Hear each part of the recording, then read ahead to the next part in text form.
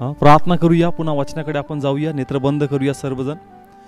हे पित्या परमेश्वर, आम्ही तुझे आभार मानतो प्रभू, तुला धन्यवाद म्हणतो प्रभू. आज पुन्हा आम्ही वचनाची भूक बाळगतो प्रभू. कतारणाचा पोशाख याचं महत्त्व आम्हाला समजायचं आहे. आणि ज्या प्रकारे जे उदाहरण मत्तेमध्ये 22 महत्त्व आम्हाला दिलं प्रभू, लग्नाच्या मेजवानीचा दाखला प्रभू, आबा त्याचं आध्यात्मिक अर्थ आम्हाला समजू दे, त्या वचनाचं गुपित रहस्य आम्हाला समजू दे पित्या. आणि आम्हात मोठा तुझा गौरव आणि कार्य होऊ दे. या ठिकाणी जे लोक आहेत की जे टीव्हीवर पाहत आहेत, या प्रत्येकाचं मन तयार होऊ दे माझ्या परमेश्वरा. कारण एकदा काही वचन आम्हाला कळाल, हा पोशाख आम्हाला समजेल, हा पोशाख कसा जपून ठेवायचा हे आम्हाला कळेल माझ्या परमेश्वरा. आणि मग आम्ही प्रशस्तपणे तुझ्या कृपेने त्या सुखलोकामध्ये, त्या स्वर्गामध्ये आम्ही प्रवेश करू. म्हणून देवा, पोशाखाचं महत्त्व आणि गांभीर्य आम्हाला समजू दे प्रभू, आणि आम्हात तुझा गौरव होऊ दे. प्रभूच्या नावात मागतो, स्वीकारतो. Praise the lord. या ठिकाणी पुन्हा मत्तई याचा 22वा अध्याय आपण काढूया. मत्तई याचा 22वा अध्याय, लग्नाच्या मेजवानीचा दाखला, त्याचवर पुन्हा आपण या ठिकाणी पाहणार आहोत.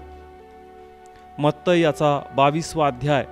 आपण गेल्या 3 ते 4 आठवड्यापासून हाच उपदेश घेत आहोत, आणि पुन्हा आज एक नवीन उपदेश या ठिकाणी आम्ही त्या संदर्भात घेणार आहोत की का लग्नाचा पोशाख गरजेचा आहे आणि कोणते लोक आहेत का जे पोशाखाची काळजी घेत नाहीये. आज पुन्हा तेच आपण पाहणार आहोत. या ठिकाणी जे लोक पूर्वीपासून आहेत त्यांना समजत असेल, पण आता एक नवीन भाग आपण घेणार आहोत. देवाच्या कृपेने तुमच्या लक्षात येईल. पण या ठिकाणी पुन्हा मत्तईचा 22वा अध्याय आणि त्याचं 11 आणि 12 वचन या ठिकाणी आपण वाचणार आहोत. पण जेव्हा राजा पाहुण्यांना पाहायला आत आला, तेव्हा ज्याच्या अंगात लग्नाचा पोशाख घातलेला नव्हता असा एक माणूस त्याला तेथे दिसला. आणि तो त्याला म्हणाला, गड्या, लग्नाचा पोशाख तुझ्याजवळ नसून तू येथे आत कसा शिरलास? तेव्हा तो उगाच राहिला. अच्छा, माझी इच्छा आहे की आता गेल्या 3 आठवड्यापासून आपण हे वचन शिकत आहोत. आपण या ठिकाणी पाहिलं की त्या ठिकाणी एक व्यक्ती आहे, त्याच्याकडे पोशाख नाहीये. आणि ज्यास तो राजा त्याला विचारतो की पोशाख कुठे, त्याच्याकडे उत्तर नाहीये. आणि मग परमेश्वराने ज्या प्रकारे प्रगटीकरण दिलं की ते कोणकोणते लोक आहेत का ज्यांच्याकडे पोशाख नाहीये आणि त्यांना पोशाख सांभाळणं किती गरजेचं आहे, हे 3 आठवड्यात आपण पाहिलेलं आहे. प्रथम आपण ज्या व्यक्तीबद्दल पाहिलं होतं ते कोणते लोक होते? ते लोक जे ख्रिस्ती किंवा विश्वासणारे आहेत, पण त्यांच्या मुलामुलींकडे पोशाख नाही. थोड्याफार लोकांकडे आहे, पण सर्वत्र असं पाहायला मिळतं का अधिक लोकांकडे तो पोशाख नाहीये, कारण त्यांनी पुन्हा नवीन जन्म प्रभूमध्ये घेतलेला नाही. मग आपण दुसरं वेळेस पाहिलं होतं की ते कोण लोक आहेत का त्यांच्याकडे पोशाख आहे पण ते काळजी घेत नाही. मग ते कोणते लोक आहेत? आपण. ते कोणते लोक आहेत? आपण. आपल्याकडे पोशाख आहे का? आहे, पण काळजी घेणं गरजेचं आहे. आणि मागच्या आठवड्यात आपण तेच पाहिलं होतं मागच्या भागामध्ये का पोशाख आहे पण काळजी घेणं गरजेचं आहे. कारण जर तुम्ही त्याची काळजी घेणार नाही, तर तुम्ही सुखलोकामध्ये, तुम्ही देवाच्या राज्यामध्ये प्रशस्तपणे प्रवेश घेऊ शकत नाही. कारण इफिसमध्ये आपण वाचलं, कशामध्ये? इफिसमध्ये, इफिस 5:27 मध्ये वाचूया आपण ते एक फक्त रेफरन्ससाठी. इफिस 5:27. याकरिता की त्याने ती मंडळी गौरवी अशी आपणाला सादर करावी, म्हणजे तिला डाग किंवा सुरकुती किंवा अशासारखे काही नसावे, तर ती पवित्र आणि ठपक्याविरहित असावी. फक्त मी सांगितलं होतं का पोशाख आहे, पण फक्त पोशाख असून जमणार नाही, त्याला सांभाळणं गरजेचं आहे. आणि म्हणून हा त्याच्यासाठी खूप मोठा ठोस पुरावा आमच्याकडे आहे का ती सुरकुती विहिरीत पाहिजे, डाग विहिरीत पाहिजे, आणि त्या पोशाखावर कोणताही त्या ठिकाणी छोटा देखील टिमका किंवा काही लागलेलं नसावं. तर ज्या अवस्थेमध्ये प्रभूने दिलंय त्याच अवस्थेमध्ये तो पोशाख असणं गरजेचं आहे. हे आपण मागच्या आठवड्यात पाहिलं होतं. पहिले कोणत्या लोकांबद्दल की पोशाख आहे पण ग्रहण करत नाही, दुसरे यांच्याकडे पोशाख आहे पण ते काळजी घेत नाही. आज आपण तिसऱ्या व्यक्तीकडे बद्दल शिकणार आहोत आणि आम्हाला पाहायचंय, कदाचित मी त्याच्यात नाही ना, तिसऱ्या व्यक्तीबद्दल आपण आज पाहणार आहोत आणि त्याच्यातून आम्हाला पाहायचंय का त्याच्यामध्ये मी तर नाही ना. आणि मग ते कोण लोक आहेत त्या संदर्भात मी या ठिकाणी, जर तुम्हाला टायटल लिहायचं असेल तर आपण या ठिकाणी देणार आहोत की ते लोक ज्यांच्याकडे पोशाख आहे पण मुळात त्यांना पोशाख काय आहे आणि पोशाखाचं महत्त्व काय हेच माहीत नाही. तिसरे लोक कोणते लोक? तिसरे लोक का ते अज्ञान आहेत. ते कसे आहेत? त्यांच्याकडे पोशाख आहे पण त्यांना माहीतच नाही का पोशाख सांभाळायचं, म्हणजे ते अज्ञान आहेत. कसे आहेत? अज्ञान. तिसऱ्या ज्या लोकांबद्दल आपण पाहणार आहोत त्या अज्ञान लोकांबद्दल. कोणाबद्दल? अज्ञान लोकांबद्दल. कारण त्यांना पोशाखाचं ज्ञान नाही. त्यांच्याकडे पोशाख आहे पण त्याचं ज्ञान त्यांना नाही. आणि मग जर त्यांना पोशाखाचं ज्ञानच नाहीये तर पोशाखाचं सामावू शकतील का? नाही. आणि म्हणून अशा लोकांबद्दल आज आपण शिकणार आहोत. कारण बायबल सांगतं, जर होशे याचा 4था अध्याय आणि 6वं वचन आपण वाचलं, होशे 4था अध्याय आणि 6वं वचन काय सांगतं?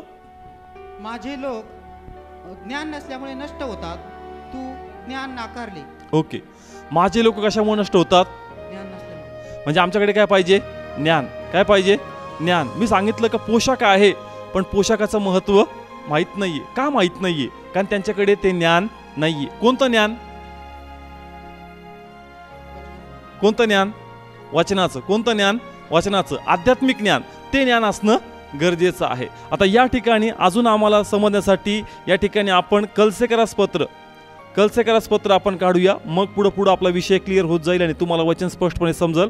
कलसेकरास पत्र याचा 1 अध्याय आणि 9वं वचन प्रत्येक जण काढतील आणि स्लोली हळूहळू आपण ते वचन वाचूया आणि त्याच्यातलं आध्यात्मिक गुण काय आहे ते आपण समजणार आहोत. प्रत्येक जण. यामुळे आम्हीही हे ऐकले, त्या दिवसापासून तुम्हासाठी प्रार्थना करण्यात अंतर करीत नाही आणि असे मागतो की सर्व ज्ञान व आत्मिक समज यात तुम्ही त्याच्या इच्छेच्या पूर्ण ज्ञानाने भरलेले व्हावे. Praise the Lord. पहा कोणतं पत्र वाचतोय? कोणतं पत्र वाचतोय? कोणी लिहिलंय? पाऊलानी. कोणी लिहिलंय?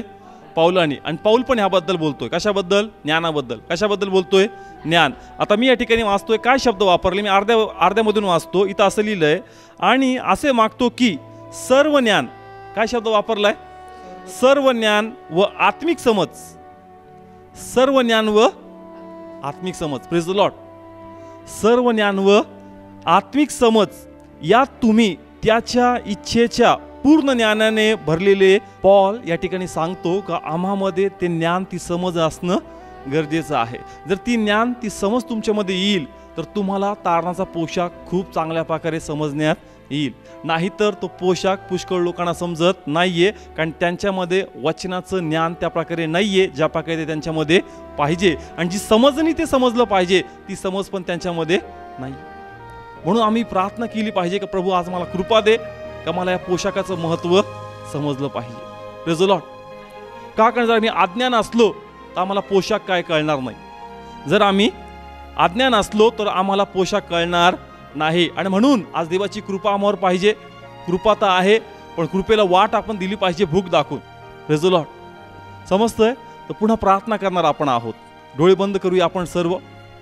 हे पित्या परमेश्वर, तुझी कृपा या ठिकाणी जे आहेत आणि जे टीव्हीवर पाहतायत सर्वांवर आहे प्रभू. पण देवा कृपा कार्य करावी म्हणून आम्हाला ती वचनाचं ज्ञान हवंय प्रभू परमेश्वरा. कारण जेवढं वचन कळेल तेवढी कृपा समजेल प्रभू परमेश्वरा, आणि ती अधिक आम्हामध्ये वाढेल माझ्या प्रभू. आणि म्हणून आज आम्हाला पोशाखबद्दल शिकायचं आणि समजायचं आहे. आणि म्हणून प्रभू आम्ही नम्र होतो तुझ्या पायापाशी, कारण तू म्हणतो का ज्ञानाच्या कमतरतेमुळं माझ्या लोकांचा नाश होतो. आणि म्हणून आज आम्हाला ज्ञान पाहिजे, काय पोशाखाचं महत्त्व आम्हाला समजावं, जेणेकरून आम्ही अज्ञानी राहू नयेत, आम्ही ज्ञान प्राप्त करावं आणि पोशाख शेवटपर्यंत टिकून राहावा प्रभू. म्हणून आम्ही सर्व गौरव तुला देतो आणि प्रार्थना प्रभूच्या नावात मागतो. आमेन. Praise the lord. या ठिकाणी ज्या प्रकारे त्यांनी सांगितलं की आमच्याकडे काय पाहिजे? पोशाख. काय पाहिजे? पोशाख. आता मी सांगितलं की पोशाख म्हणजे नेमकं काय, आता हे पहिले समजणं गरजेचं आहे. आता या ठिकाणी लग्नाच्या मेजचा दाखला आपण घेतला, तिथं राजाने काय दिला? पोशाख. आध्यात्मिकतेचा काय अर्थ होतो? काय होतो? तारण. ठीक आहे. आता आम्हाला तारण मिळालंय का? अच्छा, तारण सांगते काय काय मिळालं? ओके, मला सांगा तारण मिळालं का? मिळालं. पण तारण म्हणजे काय? तारण म्हणजे पोशाख, पोशाख म्हणजे तारण. पण तारण म्हणजे काय आणि पोशाख म्हणजे काय? तारण म्हणजे ओके, तारण म्हणजे मुक्ती. तारण मिळालं म्हणजे काय मिळालं? माझा एक साधा प्रश्न आहे. तारण मिळालं म्हणजे काय मिळालं? तारण मिळालं का तुम्हाला? मिळालं. तारण मिळालं. पण काय मिळालं? पापाची क्षमा, पापाची मुक्ती. अजून काय मिळालं? ओके, हेच मला सांगायचं. कारण मी मागचे 2-3 आठवडे घेतलं तारण म्हणजे पोशाख, पोशाख म्हणजे तारण. पण मग मला कळलं की पोशाख म्हणजे काय, तुम्हाला हेच कळलं. तुम्ही फक्त पोशाखला तारणमध्ये फिनिश करून टाकलं. पण पोशाख मिळाला, तारण मिळालं म्हणजे तुम्हाला काय मिळालं हे समजणं गरजेचं. मग तर तुम्हाला कळेल का मला काय टिकवायचं. कारण आम्हाला काय जपून ठेवायचं आहे? पोशाख. मग पोशाख जपून ठेवायचं तर काय जपून ठेवायचंय? मग तुम्हाला मिळालं काय पहिले हे समजणं गरजेचं आहे. तारण मिळालं, तारण जपून ठेवायचं. पण तारण म्हणजे तुम्हाला काय मिळालं हे समजून घ्या पहिले, मग तुम्हाला कळलं का मला काय टिकून ठेवायचं. ड्रॉ पण केलं मी आणि या ठिकाणी आता मी आम्हाला काय मिळालं, तारण मिळालं. काय मिळालं, तारण. हा तारणाचा पोशाख आहे. काय आहे, तारणाचा पोशाख. आता याच्या लग्नाच्या मेजवानीच्या दाखल्यातून आम्ही शिकण्याचा प्रयत्न करतो. आता ज्यास आम्ही म्हणतो का आम्हाला इश्यूमधून काय मिळालं, तारण, आणि मग त्या तारणाला आम्ही तिथपर्यंतच कंट्रोल केलेलं आहे. काय तारण मिळालं का, हा तारण मिळालं. तारण म्हणजे काय, त्यांनी सांगितलं पापा शापातून मुक्ती. मग एवढंच तारण आहे का. काढूया रोमकरासपत्र, म्हणजे आम्हाला कळलं की एक्झॅक्ट तारण मिळालं म्हणजे मला काय मिळालं. रोमकरासपत्र 6वा अध्याय. आपण हे जाणतो की आपला जुना मनुष्य. हा, एक मिनिट. कोणता मनुष्य, जुना मनुष्य. मग जुना मनुष्यात कोणते गुणधर्म आहेत दिसतात का या ठिकाणी. ओके, जुना मनुष्य. या ठिकाणी जुना मनुष्य कसा कसा होता. राग, द्वेष, मीपणा, स्वार्थी, लोभी, व्यभिचारी, गर्व, कला, हिंसकता, आणि त्याच्या मुखात अपशब्द. आणि अजून बी तुम्हाला जे जे त्याच्यात वाटतं तुम्ही याच्यामध्ये ऍड करू शकता. हा कसा होता आमचा. हा कोणामध्ये मरण पावला, कारण जे येशू वधस्तंभावर मेला, फक्त येशू मेला का, येशू मध्ये कोण मरण पावलं, आपला जुना मनुष्य मेला. मग प्रभू मेला आणि प्रभूचं काय झालं, प्रभूचं पुनरुत्थान. वाचूया आता या ठिकाणी आपण पुन्हा रोमकरासपत्र 6वा अध्याय आणि त्याचं 7वं वचन वाचूया. कारण जो मेला तो पापापासून सुटून न्यायी ठरवलेला आहे. Praise God. जो पापापासून मेला तो काय ठरवला गेला, न्यायी ठरवलेला. कोण न्याय ठरवला गेला, येशू. मग आता रायचियस, इंग्लिशमध्ये शब्द आहे रायचियस, किंवा प्रभू नीतिमान ठरवला गेला. काय ठरवला गेला, नीतिमान. कोण ठरवला गेला, समजतंय, कोण ठरवला गेला, येशू. नीतिमान ठरवला गेला. कसा, नीतिमान. समजतंय. हा, पुन्हा 6वा अध्याय त्याचं 5वं वचन वाचूया आता. 5वं वचन. कारण जर आपण त्याच्या मरणाच्या प्रतिरूपाने त्याच्याशी संयुक्त झालो आहोत, तर त्याच्या पुनरुत्थानाच्या प्रतिरूपाने संयुक्त होऊ. Praise the Lord. त्याच्या मरणाबरोबर आपण काय झालो, संयुक्त. काय झालो, संयुक्त. म्हणजे येशू वधस्तंभावर मेला, फक्त येशू मेला का, आपला जुना मनुष्य मेला, आपला. बरोबर. मग पुढे काय लिहिलं का, जसा तो पुनरुत्थानित झाला, मग त्याच्या पुनरुत्थानात पण आपण कसे आहोत. हा, नाही, नवीन जन्म आहे, पण काय शब्द वापरला तिथं 6व्या अध्याय 7व्या वचनामध्ये, का तो न्यायीपणात उठला गेला. कशामध्ये, मग त्याच्यामध्ये आम्ही काय आहोत, न्यायी. कसे आहोत, न्यायी. म्हणजे जो वाटा ख्रिस्ताला मिळाला नीतिमत्वाचा, कोणता, नीतिमत्वाचा, त्या वाटात आम्ही समरूप आहोत. कसे आहोत, समरूप. ज्या प्रकारे आमचा जुना मनुष्य येशूमध्ये मेला, मग त्याच्या पुनरुत्थानात जो वाटा त्याला मिळाला, त्याला काय वाटा मिळाला, न्यायीपणाचा. काय वाटा मिळाला, न्यायीपणाचा. मग जो वाटा त्याला मिळाला, तो वाटा कोणाला मिळणार आहे, येस, तो वाटा आम्हाला मिळालेला आहे. पण आपण काय केलं का, फक्त आपण तारण पुरतच कंट्रोल केलं. पण जस येशू उठला, तो नीतिमत्वामध्ये उठला, म्हणजे त्याच्यामध्ये या सर्व क्वालिटी आहेत. कोणत्या, नम्रता, लीनता, प्रेमळपणा, निस्वार्थीपणा, आज्ञाधारकपणा, चांगलेपणा, सहनशीलता, ममता, समंजसपणा, दयाळूपणा, कृपाळूपणा. मग प्रभू येशूमध्ये तुम्ही फक्त पापाशापातून शुद्ध नाही झाले, तर तुम्हाला हे सर्व क्वालिटीज मिळालेल्या आहेत.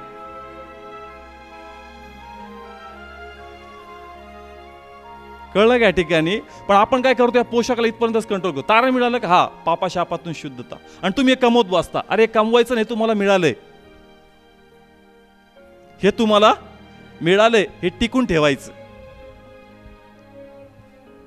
हे कमवायचं नाही, हे मिळालंय.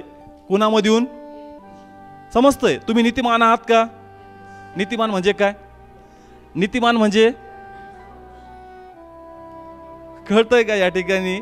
तुम्ही नीतिमान आहात. आपण म्हणतो की येशूमध्ये मी नीतिमान आहे. नीतिमान म्हणजे काय, तू नम्र आहेस, तू लीन आहे, तू प्रेमळ आहे, तू समंजस आहे, तू क्षमेशील आहे, तू शिव्यापासून दूर आहे, तू अपशब्दापासून दूर आहे, तू हिंसकतेपासून दूर आहे. म्हणजे तू कसं आहे, नीतिमान. म्हणून तुम्हाला भेटलंय, तुम्ही कशाला मिळवत बसता, हे टिकून ठेवा. आलं लक्षात इथपर्यंत का तुम्हाला पोशाख मिळाला म्हणजे फक्त तारण नाही मिळालं, तर तुम्हाला सर्व नवीन गोष्टी प्रभूमध्ये मिळालेल्या आहेत. काही रेफरन्ससाठी वचनं घेऊ, संदर्भ आपण घेऊ म्हणजे आम्हाला अजून चांगल्या प्रकारे कळेल. इफिसकारास पत्र 4 अध्याय त्याचं 23 आणि 24 वचन आपण काढूया. इफिसकारास पत्र 4 अध्याय. सर पुन्हा वाचतील, मी पुन्हा एक्सप्लेन करेल या ठिकाणी. ओके, लक्ष द्या आपल्या बायबलमध्ये. आणि तुम्ही आपल्या मनाच्या वृत्तीत नवे व्हावे. हा, तुम्ही मनाच्या वृत्तीत नवे व्हावे. तुमची मनाची वृत्ती काय सांगते माहिती आहे का? का मला हे सर्व मिळवायचं. पण ते म्हणतो का मनाच्या वृत्तीत कसा हो? नवीन हो, कारण हे तुला मिळलेलं आहे. हे तुला मिळलेलं आहे. पुढं काय लिहिलंय? पुढं वाचा सर. आणि जो नवा मनुष्य देवानुसार प्रेज द लॉर्ड. जो नवा मनुष्य कोणानुसार? देवानुसार न्यायीपण. हा, एक मिनिट. जो नवा मनुष्य कोणानुसार? कोण आहे तो नवा मनुष्य? मी. नवा मनुष्य कोण आहे आणि मी कोणासारखा पाहिजे? Praise the Lord. समजतंय का? सर्व प्रभूंनी नव्या मनुष्यात या क्वालिटीज देऊन ठेवलेल्या, म्हणजे तुम्हाला प्रभू सारखं करण्यात आलेलं आहे. म्हणून हे मिळवण्याचा प्रयत्न करू नका, हे टिकवण्याचा प्रयत्न करा. आलं का लक्षात? हे तुम्हाला मिळालंय. समजतंय का? पुन्हा वाचा सर, सेम वचन. आणि तुम्ही आपल्या मनाच्या वृत्तीत नवे व्हावे. पुढं. आणि जो नवा मनुष्य देवानुसार न्यायीपण व खरी पवित्रता यामध्ये अस्तित्वात आणलेला आहे. Praise the Lord. तो तुम्ही यामध्ये अंगी द्यावा. अस्तित्वात आणलेला आहे. म्हणजे जो नवीन जन्म झाला तो कसा झाला? फक्त पापाशापातून शुद्धता नाही झाली, तर त्याला या सर्व क्वालिटीजनी संपन्न केलेलं आहे. आता मी लिहायला कमी पाडल्यात, पण जेवढे क्वालिटी, जेवढे गुण येशूमध्ये आहेत ते सर्व तुमच्यामध्ये आहेत. हे मी सिलेक्टेड लिहिले या ठिकाणी, जागा कमी म्हणून. पण जेवढे क्वालिटीज येशूमध्ये आहे, जेवढे क्वालिटीज म्हणजे जेवढे गुण, जेवढा चांगुलपणा त्याच्यामध्ये आहे, सर्व तुमच्यामध्ये आहे.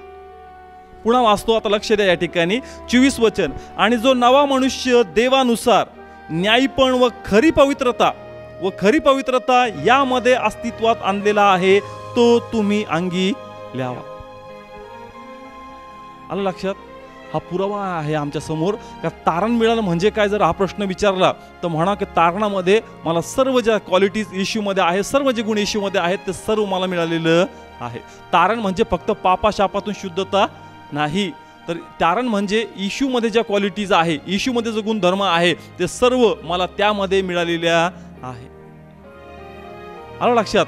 तुम्हाला काय मिळालेलं आहे हे सर्व या ठिकाणी लिहून ठेवलेलं आहे. आणि म्हणून पोशाख जपा. काय जपा? पोशाख जपणं म्हणजे ह्या क्वालिटीज जपणं. आलं का लक्षात? आपलं काय जपून ठेवायचं आहे? पोशाख. पण मी सांगितलं का देव म्हणतो का ज्ञानाच्या कमतरतेमुळं, कशाच्या कमतरतेमुळं? ज्ञानाच्या कमतरतेमुळे माझ्या लोकांचा नाश होतो, कारण त्यांना कळतच नाही का मला पोशाख बरोबर या गोष्टी मिळाल्या. म्हणून त्यांना पोशाखच काय हे माहीत नाही, तर त्यांना काय माहीत काय गोष्टी कशा जपायच्या. समजतं इथपर्यंत? म्हणून आम्हाला ज्ञान पाहिजे वचन समजण्याचं, का आम्हाला काय मिळालं आणि आम्हाला काय जपून ठेवायचं आहे. म्हणून या ठिकाणी प्रार्थना करत जा बायबल वाचताना, का प्रभू मला समज दे, सेन्स दे प्रभू वचन समजण्याची. कारण ज्या गोष्टी मिळाल्या त्या तुम्ही ऑलरेडी मिळवण्याचा प्रयत्न करताय, ते दिलंय, ते फक्त टिकून राहावं म्हणून तुम्ही प्रयत्न करा. Praise the Lord. अजून एक संदर्भ घेऊ म्हणजे अजून आम्हाला कळल. कलसेकरास पत्र 3 अध्याय आणि 10th वचन, 10 वचन आपण रीड करणार आहोत. आणि जो नवा मनुष्य त्याला अस्तित्वात आणणाऱ्याच्या प्रतिरूपाप्रमाणे पूर्ण ज्ञानात नवा केला जात आहे, तो अंगी ल्याला आहा. तुम्हाला कुणी अस्तित्वात आणलं? अच्छा, मी वाचतो इथं, बरोबर म्हणताय तुम्ही. आणि जो नवा मनुष्य त्याला अस्तित्वात आणणाऱ्याच्या प्रतिरूपाप्रमाणे, तुम्हाला कुणी अस्तित्वात आणलं? परत येशूने. ओके, पुन्हा रीड करा स्लोली. आणि जो नवा मनुष्य त्याला अस्तित्वात आणणाऱ्याच्या. हा, नवीन मनुष्य. कोण आहे नवीन मनुष्य? आपण. आपलं कोणी अस्तित्वात आणलं? येशूनी. कुणी आणलं? येशूनी. समजतंय का? नवीन जन्म कोणातून झाला? येशू मधून. पुढे काय लिहिलं? अस्तित्वात आणणाऱ्याच्या प्रतिरूपाप्रमाणे. Praise the lord. ज्यांनी आम्हाला अस्तित्वात आणलं त्याच्या प्रतिरूपाप्रमाणे. मग त्याचं प्रतिरूप काय हे मी थोडक्यात लिहिण्याचा प्रयत्न केला. त्याचं प्रतिरूप काय आहे थोडक्यात मी लिहिण्याचा प्रयत्न केला. त्याचं प्रतिरूप काय आहे ते तुमच्या समोर आणा, आणि मग जे त्याच्यामध्ये दिसतं ते तुमच्यामध्ये तुम्ही पहा. हा आहे नवा मनुष्य. Praise the Lord. हे आहे तारणाचा पोशाख. आलं लक्षात? अजून एक रेफरन्स घेऊ आपण या ठिकाणी. इफिसकारास पत्र पुन्हा दुसरा अध्याय आणि त्याचं 15 वचन वाचणार आहोत आपण. हां, रीड कर. त्याने वैर जे आज्ञाविधीचे नियमशास्त्र ते आपल्या देहाने नाहीसे केले, यासाठी की त्याने समेट करून स्वतःमध्ये दोघांचा एक नवा मनुष्य अस्तित्वात आणावा. हा, आता जो नवीन मनुष्य आहे, म्हणजे समजा मी आहे, तर मी एकटा नाही आहे, माझ्यामध्ये कॉम्बिनेशन आहे दोघांचं. मी तुमच्या समोर जो दिसतोय, मी एकटा नाही, माझ्यामध्ये काय दोन आहेत, मी आणि प्रभू. आलं का लक्षात? हा, पुन्हा वाचा सर. त्याने वैर जे आज्ञाविधीचे नियमशास्त्र ते आपल्या देहाने नाहीसे केले, यासाठी की त्याने समेट करून स्वतःमध्ये दोघांचा एक नवा मनुष्य अस्तित्वात आणावा. स्वतःमध्ये दोघांचा एक नवीन मनुष्य अस्तित्वात आणावा. आलं लक्षात? म्हणून मी या गोष्टीवर जोर देतोय की जे गुणधर्म येशूमध्ये आहे, जो चांगलपणा त्याच्यामध्ये आहे, तो सर्व आम्हामध्ये त्यांनी टाकलेला आहे. कारण तारणामध्ये आम्हाला फक्त पापाशापातून क्षमा नाही, तर हे सर्व गुणधर्म आम्हाला भेटलेले आहेत. म्हणून हे मिळवण्याचा प्रयत्न करायचा नाही. येशूला मिळवलं, हे सर्व तुम्हाला भेटलंय. हे फक्त टिकून राहिलं पाहिजे. काय राहिलं पाहिजे? टिकून राहिलं पाहिजे. म्हणून आम्हाला आत्म्यात चालायचं आहे. आणि मग जेव्हा मी बायबल वाचतो, अनेकदा असं दिसतं की प्रभू फोर्स करतो, म्हणजे आम्हाला प्रोत्साहन हे देतो. असं फोर्सला काय म्हणता येईल? धैर्य नाही. फोर्स मीन्स प्रेशर आल्यासारखं वाटतं का नाही, आज्ञा पाळ, आज्ञा पाळ, आज्ञा पाळ. मग असं वाटतं देवा तू एवढा फोर्स का करतो आज्ञा पाळण्याबद्दल? मग मला कळलं की त्याचं मागचं कारण एकच आहे की जर तू आज्ञा पाळशील तर पोशाख खराब होणार नाही. जर तू आज्ञा पाळशील तर ह्या गोष्टीतून तू भरकटणार नाही. जो नवीन मनुष्य अस्तित्वात आणलाय त्याला तुम्हाला मेंटेन करायचं. काय करायचंय?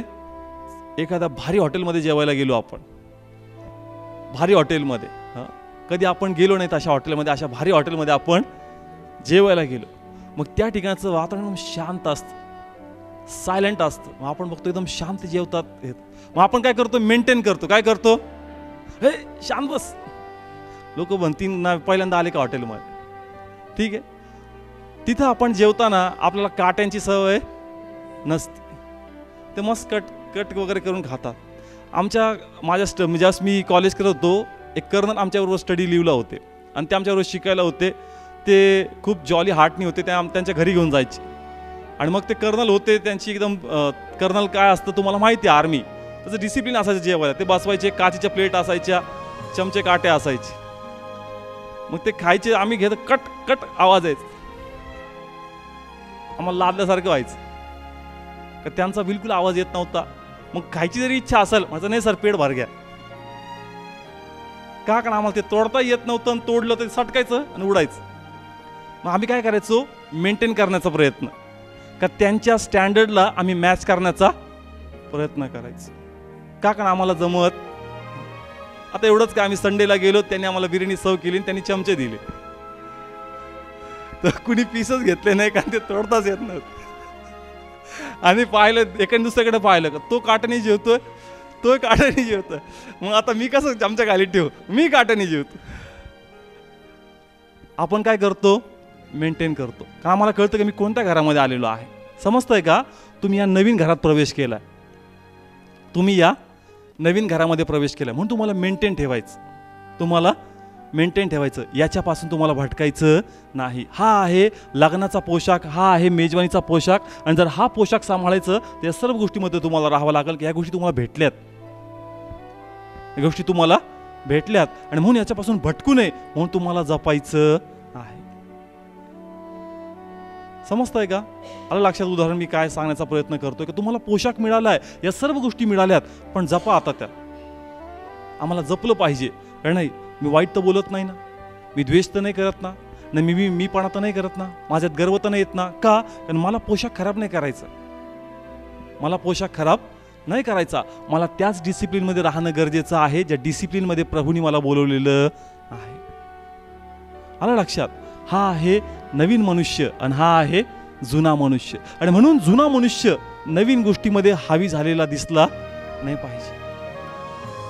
का? कारण तुम्ही हा नवीन मनुष्यामध्ये आलेले आहात, पण तुमच्यामध्ये जर अजूनही हेच गुणधर्म आहेत. कोणते?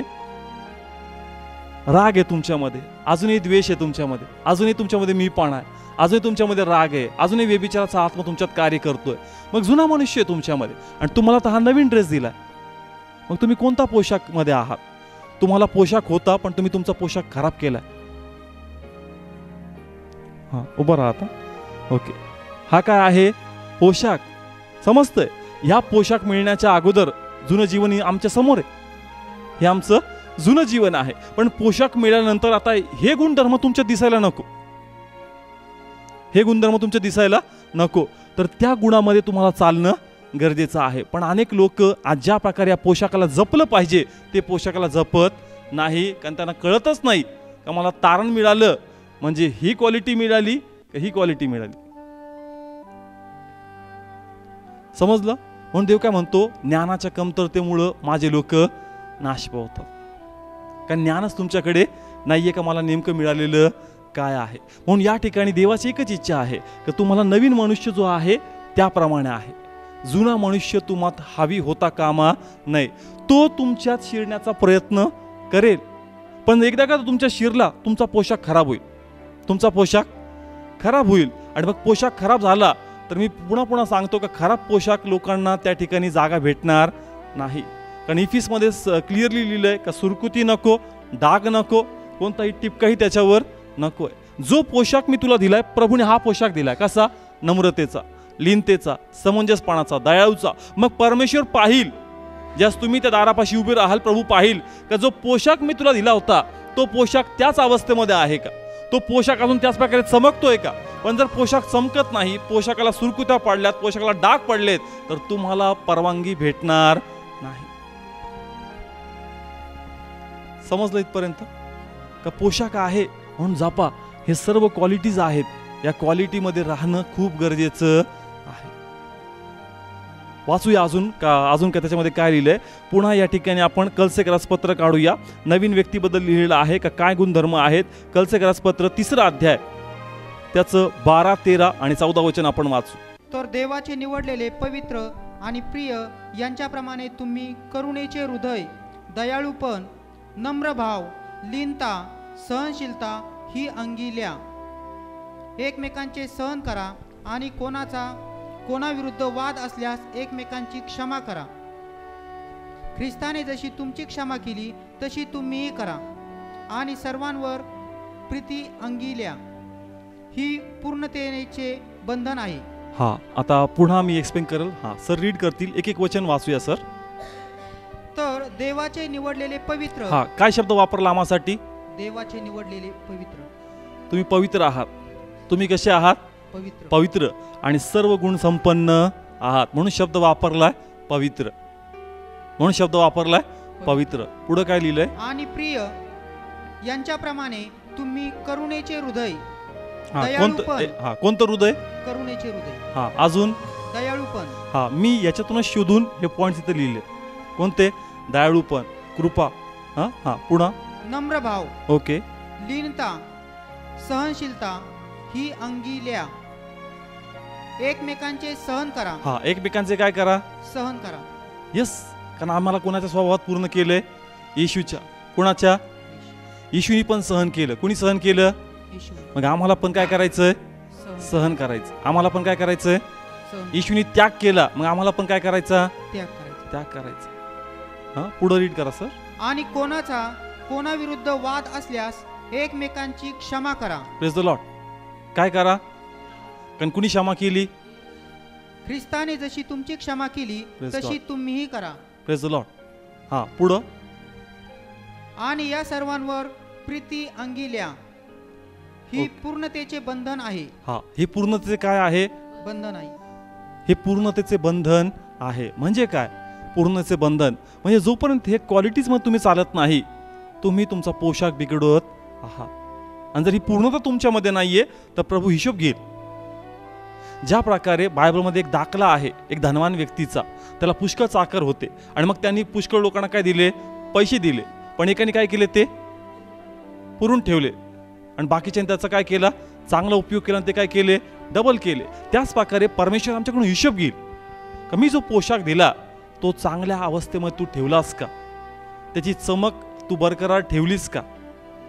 समजतंय, ज्या प्रकारे त्या धनवान व्यक्तीने हिशोब घेतला, देव देखील आमच्याकडून हिशोब घेईल. म्हणून त्या हिशोबासाठी आम्हाला तयार राहायचं का आमचा पोशाख आम्हाला टिकून ठेवणं खूप गरजेचं आहे. Praise the Lord. कारण जर पोशाख टिकेल तर अभिषेक येईल,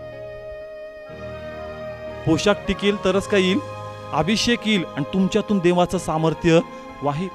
म्हणून हे सर्व आम्हाला समजणं गरजेचं आहे आणि पोशाख टिकवणं महत्त्वाचं आहे. कारण मी मागच्या वेळेस सांगितलं की आमचा जोर कशावर आहे, फक्त की आम्ही पश्चातापी प्रार्थना करतो, आम्ही बाप्तिस्मा करतो, आम्ही सहभागितीचे मेंबर होतो आणि आम्हाला वाटतं का माझं तारण झालं.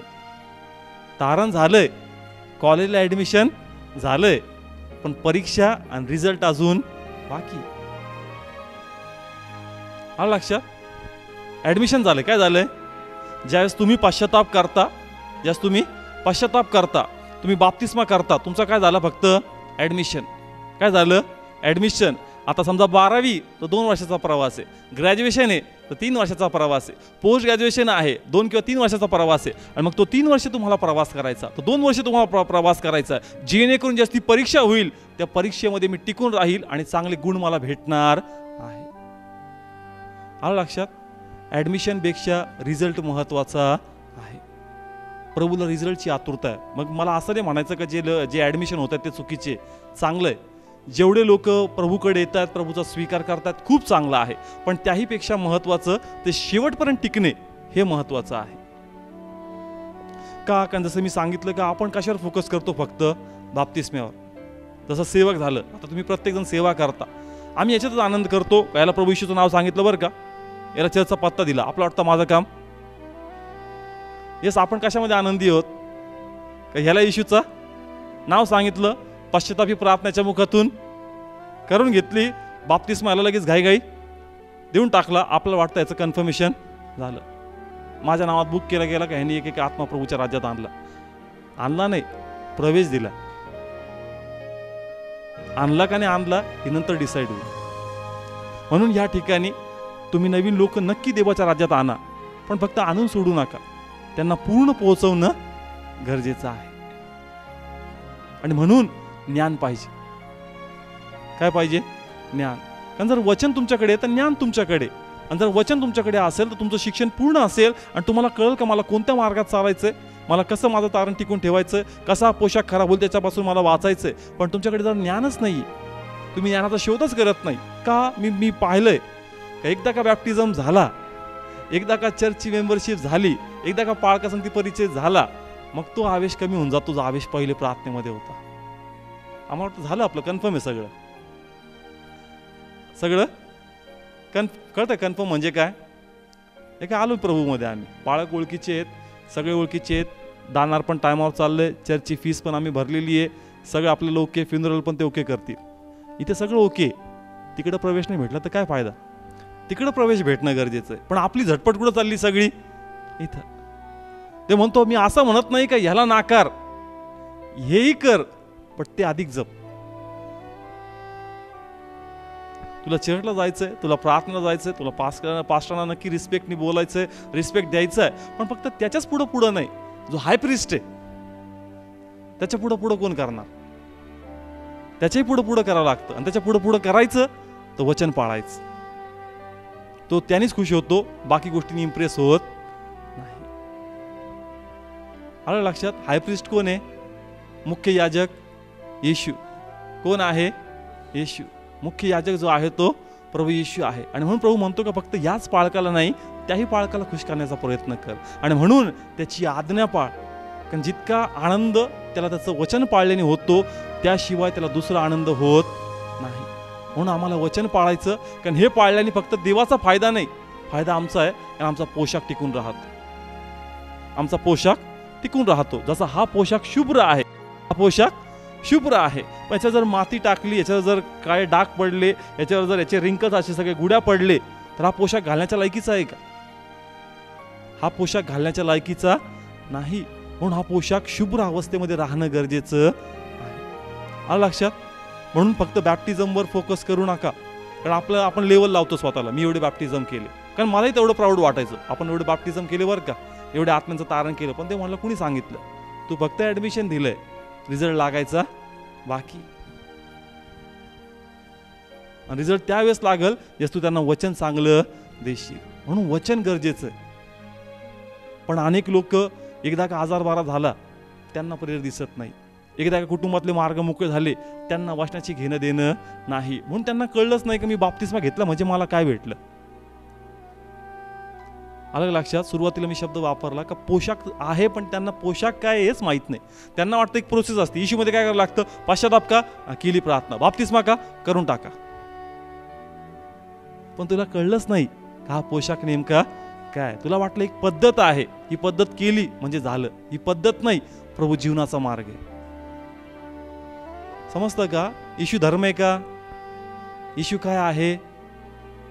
जीवनाचा मार्ग. आणि जो त्या मार्गात चालेल तो पोशाख मेंटेन राहील. पण जर तो मार्गात चालणार नाही तर तो पोशाख त्या अवस्थेमध्ये राहणार नाही ज्या अवस्थेमध्ये प्रभूने तुम्हाला तो दिलेला आहे. आलं लक्षात? म्हणून पोशाख चांगला राहावा म्हणून वचनाची ओढ धरा. प्रार्थना करा का देवा मला अधिक वचन कसं शिकायला भेटल, मी कोणती सीडी शोधू, मी कोणतं पुस्तक शोधून आणू, मी कोणती सहभागिता धरू का माझं ज्ञानामध्ये भर पडत. कारण ज्ञान पाहिजे, ज्ञान नाही घेत राहिलो आपण. जे वाचनाच्या मागं पडलं पाहिजे ते वाचनाच्या मागं आपण नाही पडत. म्हणून प्लीज तुम्ही वचनाच्या मागं पळा, देवाला खुश करा, वचन काय सांगतं ते शोधण्याचा प्रयत्न करा, म्हणजे तुमचा पोशाख चांगल्या अवस्थेमध्ये राहील. जेवढं तुम्ही हे समजताल तेवढे चांगलं कंडिशनमध्ये राहील. पण जेवढं अज्ञानतेत तुम्ही राहाल तेवढा पोशाख खराब होईल. आणि जितका पोशाख खराब तितके तेवढे प्रॉब्लेम वाढणार, तुम्हाला जागा भेटणार नाही. आलं लक्षात? ओके, एक शेवटचं वचन घेऊया. या ठिकाणी आपण खूप सुंदर वचन आहे, स्तोत्र संहिता 45. तू न्यायीपणावर प्रीती करतोस आणि दुष्टाईचा द्वेष करतोस, म्हणून देवाने तुला तुझ्या सोबत्यांपेक्षा श्रेष्ठ असा हर्षाच्या तेलाने अभिषेक केला आहे. Praise the Lord. ओके, आता मी पुन्हा सांगतो, एक्सप्लेन करतो. हा, रीड करा पुन्हा. तू न्यायीपणावर प्रीती करतोस. हा, प्रेज द लॉर्ड. तू कशावर प्रीती करतो? न्यायीपणावर. हे काय आहे? हे काय आहे?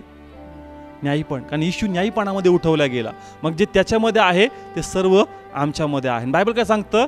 जो न्यायीपणावर प्रीती करतो. कशावर? न्यायीपणावर. नम्रता. मला नम्र राहायचंय प्रभू. यस, अशा स्थिती येईल का तुमच्यात राग हवी होईल, तुमच्यात द्वेष हवी होईल, पण नाही, मला न्यायीपणावर प्रीती करायची, मला माझी नम्रता टिकून ठेवायची. यस, हे क्वालिटीज तुम्ही पहा, लीनता, प्रेमळपणा, निस्वार्थीपणा, का मला हे टिकून ठेवायचंय प्रभू, हे मला मिळालंय, मला हे सोडायचं नाही. यासाठी मला छोटेपणा घ्यावा लागला, मी घेईन. यासाठी मला कोणाचे बोलणे खावे लागले, मी खाईन. यासाठी मला सहन करावं लागलं, मी करणार, कारण हे मला अत्यंत प्रिय आहे. हा, पुढे काय लिहिलंय? तू न्यायीपणावर प्रीती करतोस आणि दुष्टाईचा द्वेष करतोस. Praise the Lord. ही काय आहे? हिचा काय कर? द्वेष कर. Praise the Lord. एकदम सिंपल आहे. हा व्यक्ती आहे, हा न्यायी आहे, तर यांनी याच्यावर प्रीती करायची आणि याचा काय करायचं आहे? द्वेष करायचा. द्वेष करायचा. आणि जो असं करेल, पुढे काय लिहिलं त्यांच्यासाठी आशीर्वाद? म्हणून देवाने तुला तुझ्या सोबत्यांपेक्षा श्रेष्ठ असा Praise the Lord. हर्षाच्या तेलाने अभिषेक केला आहे. तुझ्या सोबत्यांपेक्षा श्रेष्ठ म्हणजे काय? समजा मी पण प्रभू येशूमध्ये आणि माझं पण तारण झालं, पण हे गुणधर्म माझ्यात दिसत नाही, मी हे जपण्याचा प्रयत्न करत नाही, मी हेच एन्जॉय करतो. म्हणून देवाचं कार्य माझ्यात नाही वाहत, जास्त कुणात वाहतं? याच्यात. दोन व्यक्ती आहे, हा नवीन व्यक्तीमध्ये चालतो. मी पण प्रभूचा स्वीकार केला, मी पण बाप्तिस्मा घेतला, पण माझ्यात हे नवीन गोष्टीसाठी मी धडपड नाही करत. माझ्यात कोणत्या गोष्टी आहेत? जुन्या. मग जो प्रभूत समर्पण करतो आणि त्या गोष्टी टिकून ठेवतो, पण मी प्रभूत असताही मी समर्पण नाही करत, मी याच गोष्टी टिकून ठेवतो. त्यासाठी काय लिहिलंय? सेम वाचा पुन्हा, तेच वचन, 7वं वचन. हा, तू न्यायीपणावर प्रीती करतोस आणि दुष्टाईचा द्वेष करतोस, म्हणून तुझ्या देवाने तुला तुझ्या सोबत्यांपेक्षा श्रेष्ठ असा हर्षाच्या तेलाने अभिषेक केला आहे. Praise the Lord. काय शब्द वापरला? तुझ्या सोबत्यांपेक्षा. आता आम्ही दोघं येशूमध्ये नाहीये का? आहे. आम्ही दोघांनी पण बाप्तिस्मा घेतला, पण हा नवीन जीवनात चालतो आणि मी जुन्या जीवनामध्ये. म्हणून प्रभूने कोणाला उंच केलं? याला. उपयोग कोणाचा चालू आहे? याचा. अभिषेक कोणाचा झाला? आणि म्हणतो देवा माझा अभिषेक का नाही, देवा माझा उपयोग का नाही, देवा माझ्यातून सामर्थ्य का नाही भात, देवा मी हात ठेवतच लोक का नाही पडत. तो डिमांड चांगलं आहे, पण तो माणूस स्वतःमध्ये आण, म्हणजे माझा अभिषेक तुझ्यावर उतरून येईल आणि मग माझ्यात तुझं राज्य, तुझ्यात माझं राज्य वाढलं जाईल. Praise the Lord. कळतंय का या ठिकाणी? जे पण प्रभूमध्ये लोक डिमांड खूप आहे आपली, कसली? तेव्हा माझा उपयोग झाला पाहिजे, तेव्हा मी प्रार्थना करताच माईट रिझल्ट आला पाहिजे. ते म्हणतो येस मला तो अभिषेक तुला द्यायचा आहे, पण तू त्या नवीन गुणधर्मात चालत नाही, तुझ्यात अजूनही जुनेच गुणधर्म सापडतात आणि म्हणून तुझ्यात माझा अभिषेक काम करत नाही. आता पहा पुढं काय आशीर्वाद आहेत. पुढचं वचन वाचा सर. श्रेष्ठ असा हर्षाचे तेलाने अभिषेक केला आहे. ओके, पुढं. बोळ, अगरू व तज यांचा सुगंध तुझ्या सर्व वस्त्रांना येत आहे. Praise the Lord. काय शब्द वापरला कळतो या ठिकाणी? का जो प्रभूच्या मागे चालतो त्याच्यातून कसला वास येतोय? बोळ, अगरू, बोळ, तज, अगरू हा, व तज यांचा सुगंध तुझ्या सर्व वस्त्रांना येत आहे. म्हणजे ज्याचं वर्णन याच्यामध्ये केलंय ते अत्यंत महागडे सुगंधी द्रव्य आहेत का ते सहसा सर्वसामान्यकडे लोकांकडे नसतात. त्याचा स्मेल, त्याचा फ्रेग्रन्स, त्याचा वास तुमच्यातून वाहे. आलं लक्षात? कोणातून? जो देवाच्या ह्या मार्गात चालतो, जो हे मार्गात टिकून ठेवतो, जो हे मार्ग टिकून ठेवतो, जो हा स्वभाव टिकून ठेवतो, त्याच्यात हे फ्रेग्रन्स, त्याच्यात हा सुहास वाहील. नाहीतर जर जुना मनुष्य तुमच्यामध्ये आहे तर हा अभिषेक तुमच्यात कार्य करणार नाही. मग तुम्ही प्रार्थना नाही करत का? प्रार्थना करताल, प्रभाव नाही पडणार. आम्ही संदेश नाही सांगत का? सांगतो, पण प्रभाव नाही पडणार. का? कारण तुझं जीवन समर्पित नाही. तुझ्यात नवीन मनुष्य अस्तित्वात आणलेला आहे, पण तू त्या नवीन मनुष्यासारखा चालत नाहीये. तू अजूनही जुन्या जीवनामध्ये. म्हणून तू अभिषेक मागतो, पण अभिषेक उतरत नाही. तू प्रयत्न करतो, पण काहीच हाती येत नाही, कारण तू नवीन व्यक्ती जो अस्तित्वात आणलाय त्याप्रमाणे तू चालत नाही. आलं लक्षात? म्हणून देवाची इच्छा आहे का प्रभूंनी जो लग्नाच्या मेजवानीच्या दाखल्याचं उदाहरण आम्हाला दिलं, देवाची एकच इच्छा आहे की तुमचा पोशाख चांगल्या अवस्थेमध्ये असावा. आणि फक्त पोशाखच असं चांगल्या अवस्थेमध्ये नाही, तर त्या पोशाखातून काय यावं? चांगला सुगंध यावा, घामाचा नाही. कसा यावा? चांगला सुगंध यावा. ही देवाची इच्छा आहे. म्हणून जुन्या व्यक्तीचा त्याग करा आणि नवीन व्यक्तीला धरण्याचा प्रयत्न करा. त्याच्यामध्ये धरून राहा. जसं काही चुकलं, आतमध्ये टोचलं पाहिजे का नाही, देवाचा ट्रॅक सुटला नाही, राग जरा हेवी झाला नाही, मुखातून शब्द बाहेर पडला का लगेच हृदयात ते हे झालं पाहिजे, हॉर्न वाजला पाहिजे का नाही, पश्चाताप कर. लगेच देवाच्या पायापाशी बस का तू मिस्टेक केली, तू तो शब्द नव्हता बोलला पाहिजे, तू त्या विचार नव्हता केला पाहिजे, तुझ्या मनात तू त्या गोष्टीला मोकळीता नव्हती दिली पाहिजे. आतमध्ये ते झालं पाहिजे. आणि जर तसं होतंय, तुम्ही राईट ट्रॅकवर आहात. तुम्ही हा पोशाख जपून ठेवताय, अभिषेक तुम्हाला 100% वाहणार. का मी अभिषेकाचा पॉईंट पुढे कंटिन्यू करतोय? यासाठी, कारण आम्ही अनेक लोक इथं अभिषेक मागतात. देवा अभिषेक, देवा अभिषेक. ते म्हणतो अरे तू मागण्या अगोदर मी तुला देईल, पण त्या क्वालिटीज मध्ये तू चल, कारण मी वचन देऊन बसलो. हे प्रभूचं काय आहे? अभिवचन आहे. स्तोत्र जे वाचतोय ना, हे प्रभूचं काय आहे? अभिवचन आहे. जर क्वालिटीज मध्ये तुम्ही राहिले, मागायची गरज नाही, प्रभूला द्यावंच लागेल. तुम्हाला लोक आग्रह करतील, प्लीज प्रे करा ना आमच्यासाठी, प्लीज 5 मिनिटं का ना म्हणा, काय तर बोलायचं तुमच्याबरोबर, मला माझं मन मोकळं करायचं. का? कारण तुमच्या आतमधून ते सुगंधी द्रव्य बाहेर पडतात, जे हृदयात लोकांचं मन धरून टाकतात आणि तुमच्या समोर ते आपलं मन मोकळं करतात. देवाची इच्छा आहे का ते सुगंधी द्रव्य तुमच्यामध्ये असावेत, तर लोक येऊन आपलं मन तुम्हा पुढे मोकळं करावे, त्याचं सांत्वन तुमच्या पुढे व्हावं. म्हणून विशेषतः फक्त पोशाख टिकून राहू नये, पण ते सुगंधी द्रव्य मिळावेत म्हणून प्रयत्न करा. Praise the Lord. आलं लक्षात? तर प्रार्थना करणार आहोत आपण या ठिकाणी, पण याचाच पुढचा विषय आपण घेणार आहोत पोशाखाबद्दल. आणि माझी इच्छा आहे की प्लीज तुम्ही या प्रत्येक भागामध्ये. का? कारण जर तुम्ही वचनापासून दूर राहिले तर तुम्हाला त्याचं महत्त्व कळणार नाही आणि सैतान ती संधी साधल आणि तिथून तुमचा तो पोशाख चोरून नेईल. कारण पुढचे विषय पण पोशाखावरच आहे का सैतान कशा प्रकारे पोशाख चोरतो. कारण तो चोरतो पण पोशाख, पण तो पोशाख सांभाळण्याचं पण काम आपलं आहे. पण तो पोशाख कसा सांभाळायचा? काही लोक पोशाख फाडतील, मग तो पोशाख फाटल्यानंतर काळजी करायची नाही. हे खूप वेगवेगळे पॉईंट्स आहेत जे तुम्हाला खूप ब्लेस करेल. पण तुम्ही नक्की या. आता प्रे करूया, आपण उभा राहूया. हे पिते, आम्ही तुझे आभार मानतो प्रभू, तुला धन्यवाद देतो प्रभू. देवा, तू महान परमेश्वर आहे. आम्ही काय का आमच्या बुद्धीवर आम्ही संदेश समजावा द्यावा प्रभू, पण देवा तुझी कृपा आहे आम्हाला हे समजावं प्रभू. आणि म्हणून माझ्या परमेश्वर आज ही कृपादृष्टी आमच्यावर केली. तारण म्हणजे काय आणि तारणाबरोबर आम्हाला काय काय मिळालं हे तू आम्हाला प्रगट केलं प्रभू. आता आम्हाला फक्त ते टिकून ठेवायचं आहे. म्हणून देवा, आम्हाला तुझी कृपा पाहिजे. जुना मनुष्य आम्हाला टाकून द्यायचा प्रभू. आमच्यात नवीन व्यक्ती तुला पाहिजे. आणि ज्या प्रकारे स्तोत्र मध्ये तू म्हणतोस माझ्या परमेश्वरा, का जो कोणी न्यायीपणावर प्रीती करतो आणि दुष्टाईचा विरोध करतो त्याच्यावर मी आपला अभिषेकाचं तेल ओतणार आहे. आणि तुझी इच्छा आहे का या लोकांवर तू आपलं तेल ओतावं. तुझी इच्छा आहे का जे सुगंधित द्रव्य आहे त्याचा सुंदरसा सुहास तुमच्यातून यावा. पण देव म्हणतो का तू नवीन जीवनात चालतो का? तू नवीन जीवनातला प्रवास जो खडखळ आहे तो प्रवास तू करतोय का? तू जुन्या जीवनाचा विरोध करतोय का? माझी इच्छा आहे का तू जुनं जीवन टाक आणि नवीन मार्गात चल आणि देवाचा गौरव कर. कारण हा पोशाख मी तुला दिलेला आहे, हा पोशाख तू सांभाळावा ही प्रभूची इच्छा आहे. आणि हा पोशाख फक्त सांभाळू नये, तर या पोशाखात सुगंधित द्रव्याचा वास यावा. म्हणून देव आज आपल्याकडे या ठिकाणी आम्हास प्रवृत्त करत आहे. म्हणे पित्या, आतापर्यंत कदाचित आम्ही जुन्या जीवनामध्ये असेल, पण आजपासून आम्हाला कृपा दे का जुनं जीवनात आम्ही चालू नये प्रभू. आम्ही त्या रागापासून, आम्ही त्या द्वेषापासून, आम्ही त्या मीपणापासून, आम्ही त्या व्यभिचारापासून, आम्ही त्या गर्वापासून, आम्ही त्या स्वार्थापासून दूर राहावं माझ्या परमेश्वर. आणि जो नवीन व्यक्ती आहे, जो तुझ्यानुसार आहे, तू जो प्रेमळ आहे, तू जो प्रीती आहे, तू जो समंजसपणा आहे, तू जो सहन करणं आहे, तू जो लीन आहे प्रभू. ओ प्रभू परमेश्वरा, तुझे गुणधर्म माझ्यामध्ये येऊ दे. आणि ते गुणधर्म माझ्यामध्ये यावेत म्हणून प्रथम मला तू काय आहे हे समजण्याची कृपा मला दे. आणि आम्हात तुझा गौरव हो दे प्रभू. या सर्वांना मी आशीर्वाद देतो प्रभू.